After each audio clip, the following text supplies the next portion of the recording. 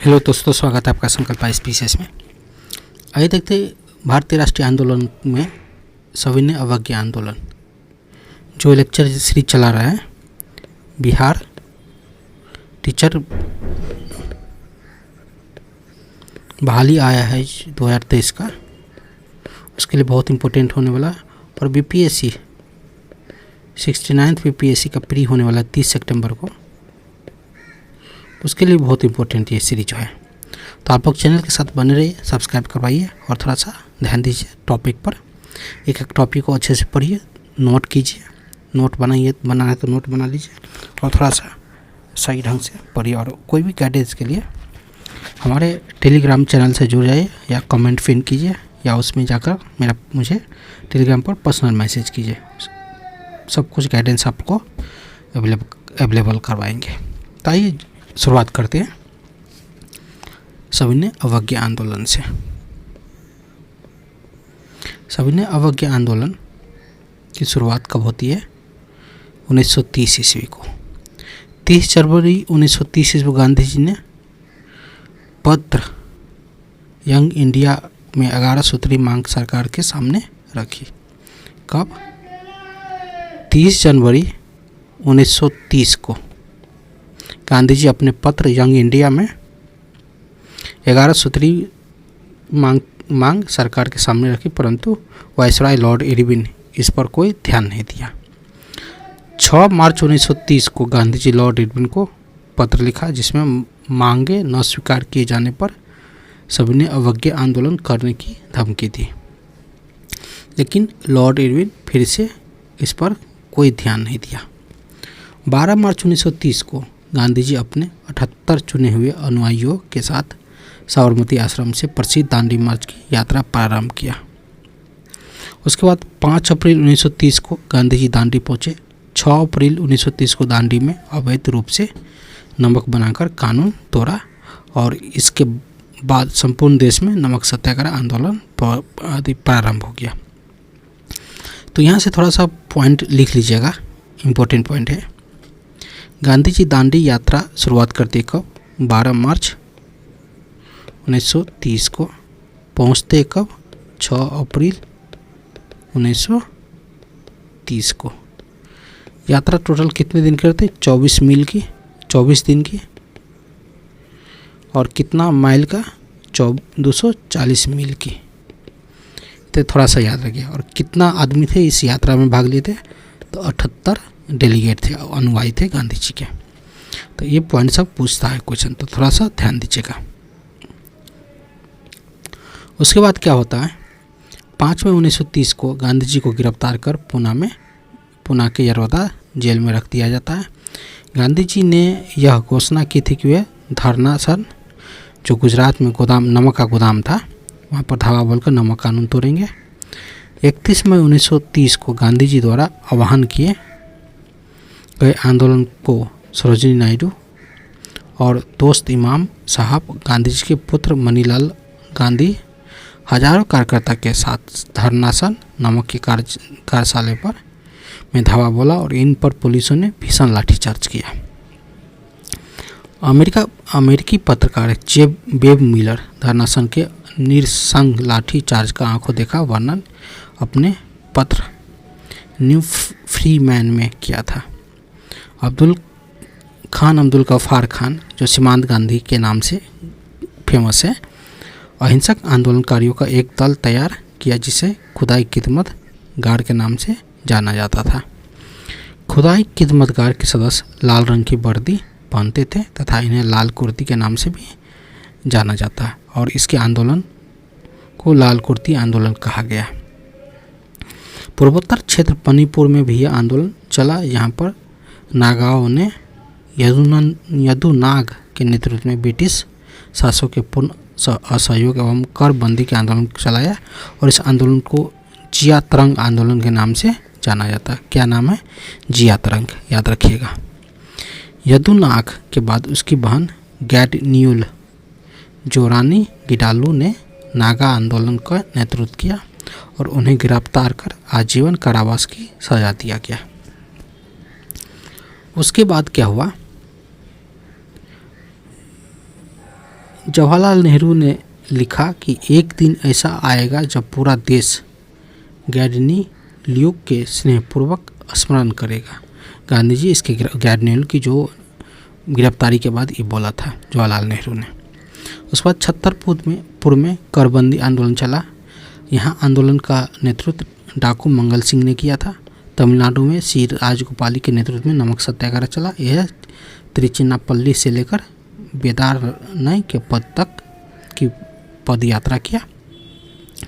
महाराष्ट्र, कर्नाटक एवं मध्य भारत के जंगलों के नियमों के उल्लंघन का आंदोलन चला। उसके बाद इसके महत्वपूर्ण तथ्य देखते जो आपको परीक्षा में पूछा जाएगा। इसको थोड़ा सा नोट बना लीजिए, शॉर्ट नोट की तरह। दांडी मार्च में महात्मा गांधी के साथ अमेरिका पत्रकार बेब मिलर था।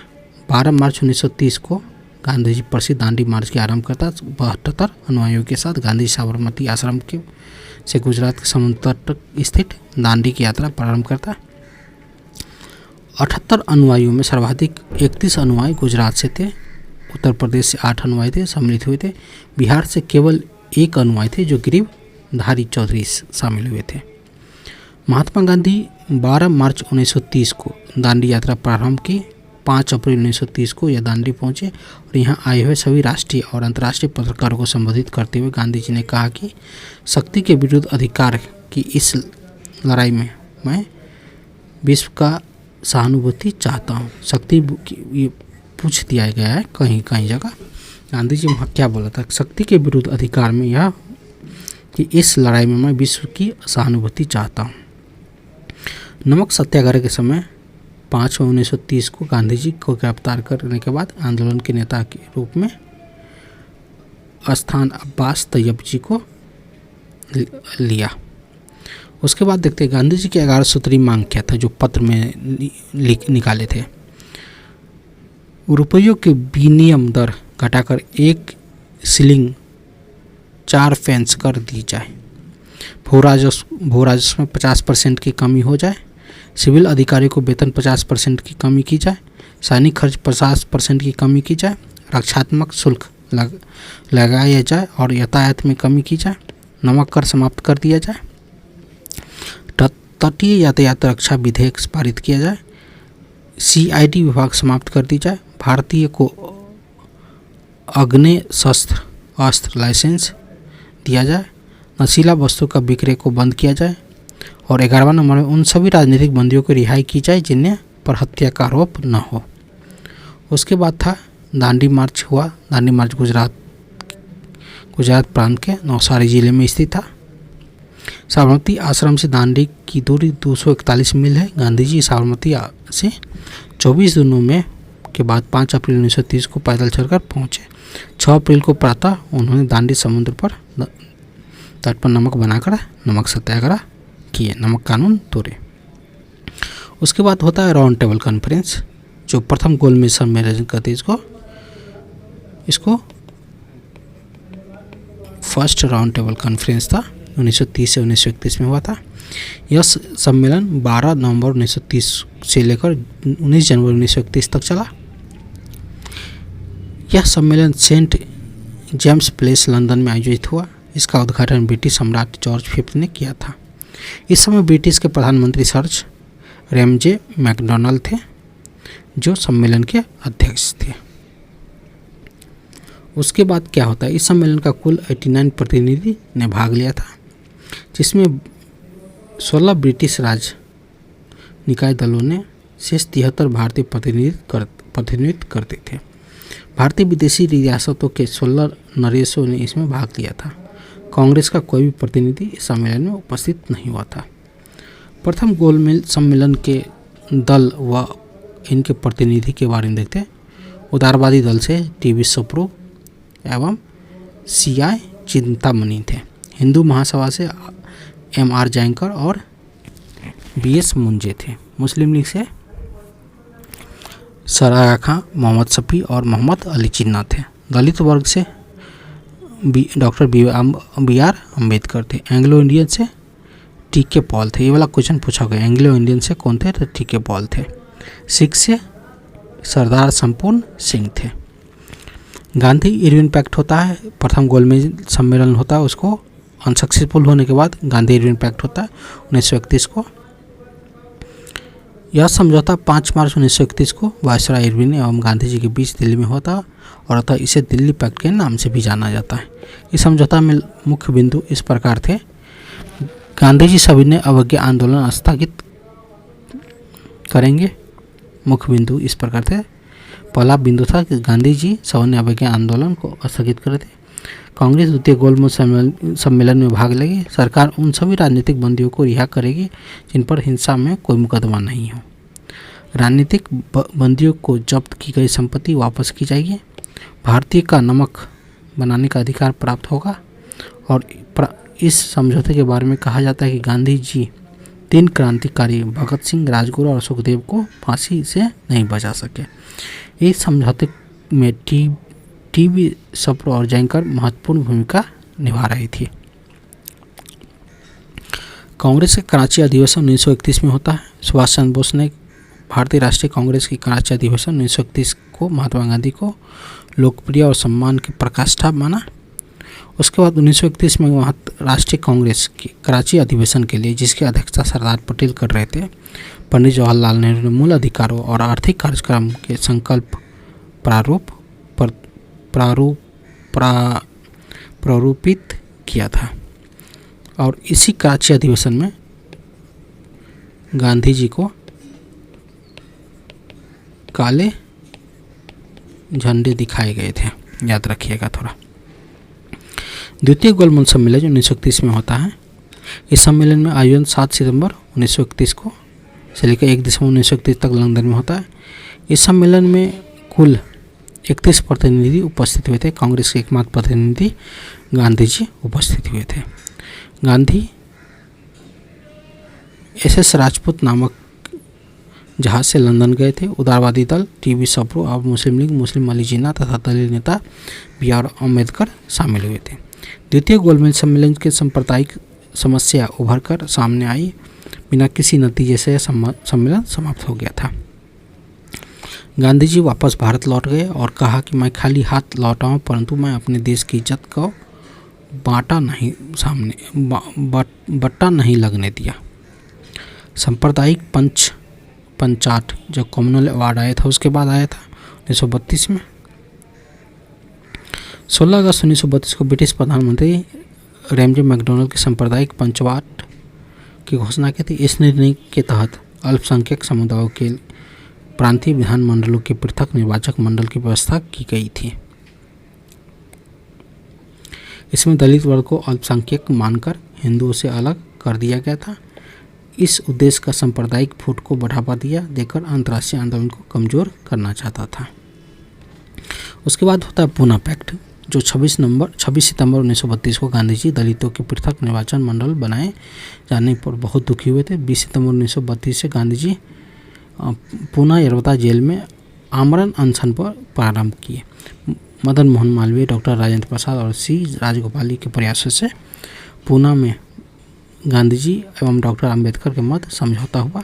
समझौते के अनुसार दलितों के लिए पृथक निर्वाचक मंडल का समाप्त कर दिया गया था और प्रांतों में दलितों के लिए सुरक्षित सीट 71 से बढ़ाकर 147 कर दिया गया था।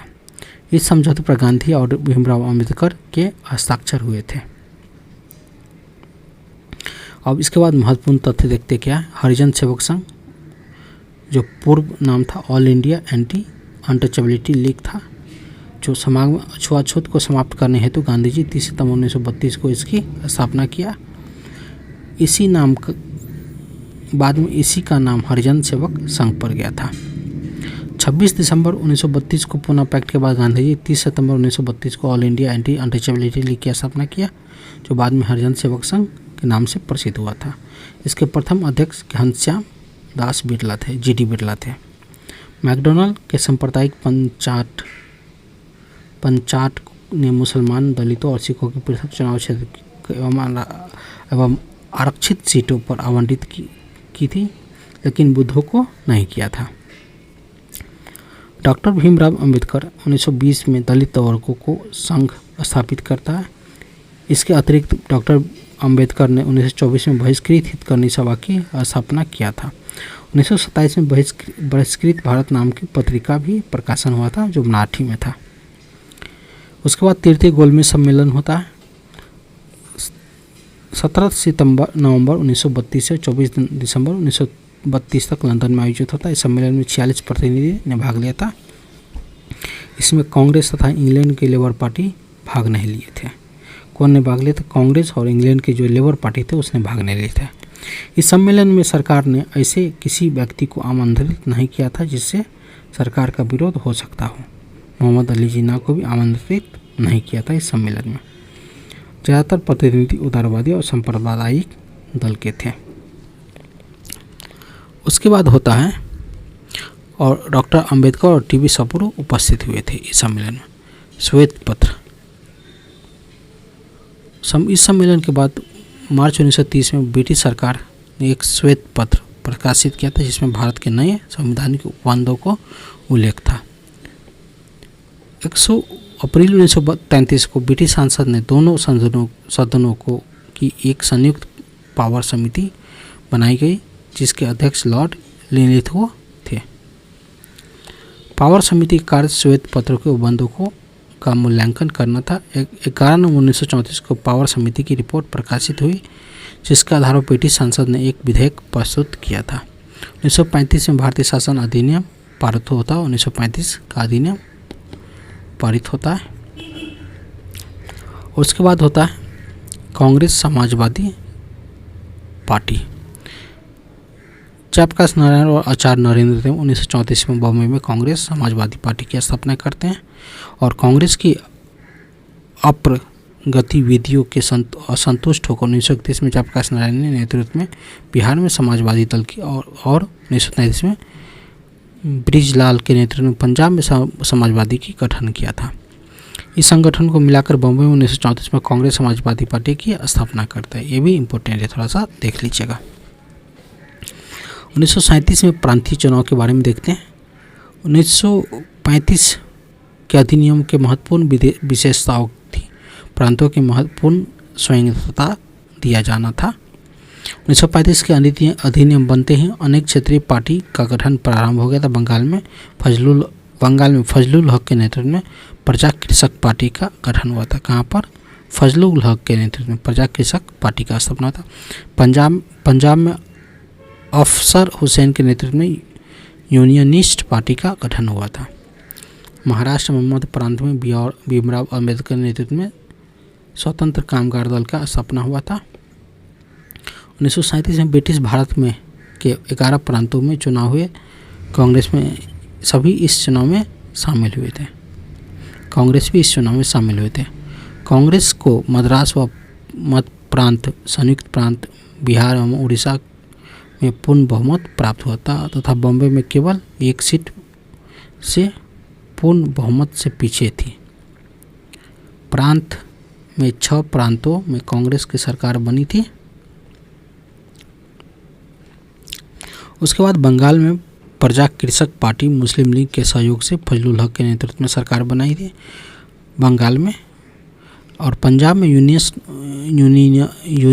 यूनियनिस्ट पार्टी मुस्लिम लीग के सहयोग से सिकंदर हयात खां के नेतृत्व में सरकार बनाई थी। सिंध में अब्दुल हारून के नेतृत्व में स्वतंत्र सरकार बनाया था। कांग्रेस ने कुल 8 प्रांतों में सरकार बनाई। इसमें से अपने शासन काल में प्राथमिक शिक्षा के विकास, किसानों के ऋण की समस्या और राजनीतिक बंदियों की रिहाई से लेकर संबंधित कार्य किए थे। मुस्लिम लीग का आरोप लगाया कि कांग्रेस शासित प्रांतों में मुसलमानों पर अत्याचार किया जा रहा है। 1939 में द्वितीय विश्व युद्ध प्रारंभ हुआ और ब्रिटिश सरकार ने भारत को भी द्वितीय विश्व युद्ध में शामिल कर दिया। कांग्रेस के बहुत पीछे जाने के बाद भी युद्ध में का उद्देश्य स्पष्ट नहीं हुआ था। पूछे जाने पर युद्ध का उद्देश्य स्पष्ट नहीं था। नवंबर 1939 को 8 प्रांतीय कांग्रेस सरकार ने 28 महीने के शासन के बाद इस्तीफा दे दिया था। कब? कितना देर के? 28 महीने को। थोड़ा सा इम्पोर्टेंट है। अब मुस्लिम लीग ने 22 दिसंबर 1939 को मुक्ति दिवस के नाम रूप में मनाया गया। इसके बाद इसके आगे की कहानी नेक्स्ट वीडियो में देखेंगे। आप लोग चैनल के साथ बने रहिए।